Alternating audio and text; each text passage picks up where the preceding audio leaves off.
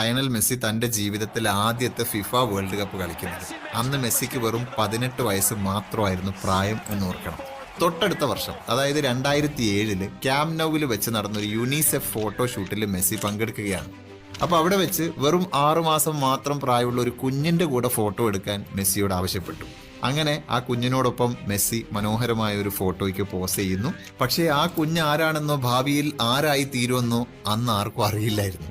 And നീണ്ട 17 വർഷത്തോളം ആ ഫോട്ടോ പുറം ലോകം കാണാതെ രഹസ്യമായി കിടക്കുകയും ചെയ്തു. ആ 17 വർഷങ്ങൾക്കിടയിൽ മെസ്സി ഒരു വേൾഡ് കപ്പ് വിന്നറായി, തന്റെ ജനറേഷനിലെ ഏറ്റവും മികച്ച കളിക്കാരനായി.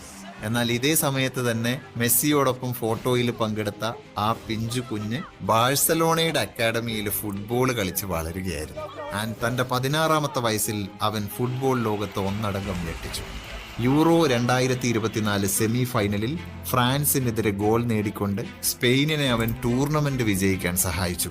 ആ കുഞ്ഞ് മറ്റാരും ആയിരുന്നില്ല, ഒരുപക്ഷെ ഫ്യൂച്ചർ മെസ്സി എന്ന് നമ്മൾ ഇന്ന് വിശേഷിപ്പിക്കുന്ന സ്പെയിനിന്റെ ഏറ്റവും പ്രഗത്ഭനായ കളിക്കാരൻ, ഈ ലോകകപ്പ് ഉറ്റുനോക്കിക്കൊണ്ടിരിക്കുന്ന ഏറ്റവും മികച്ച കളിക്കാരിൽ ഒരാൾ, സാക്ഷാൽ ലാമിൻ യമാൽ.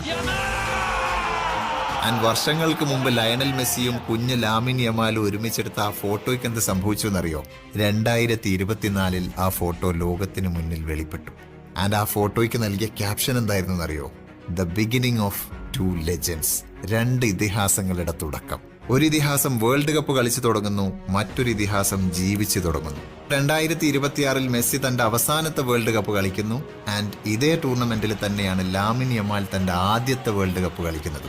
മെസ്സിയുടെ ആദ്യത്തെ വേൾഡ് കപ്പിന് ശേഷം കൃത്യം 20 വർഷങ്ങൾ കഴിഞ്ഞ് ഒരു പുതിയ ജനറേഷൻ എത്തിക്കഴിഞ്ഞിരിക്കുന്നു.